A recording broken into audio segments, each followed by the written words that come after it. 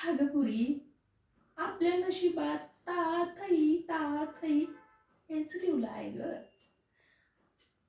आता तू ढोलकी सोडून टाळ हातात घेणार असशील तर कसं परवडणार बाई ते? हा? म्हणूनच सांगते या, टाळ सोड आणि चाळ बांध. अगं मी लहानपणीच हे समज शिकून घेतलं होतं ग. आता माझ्या कृष्णाला पण त्याच वाटेवर जायला सांगते, पण ती काही ऐकत नाही. आता माझ्या सौंदर्याचा आणि बुद्धीचा उपयोग करून तिला ह्या जाळ्यात अडकवायचं आहे. मी नाही तिचं सौंदर्य घेतलं ना तर बघाच, त्या रंगरावणी फेकलेल्या जाळ्यात तिला अलगद ढकलणार. अहो, पैसा मिळवायचा हाच तर एक मार्ग आहे.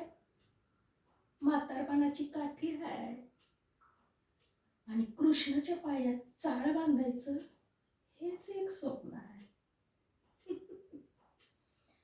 अगं पुरी, आपलं नशीब ज्योतिष नसतं लिहित, आपलं नशीब ही चाळ लिहिती, चाळ.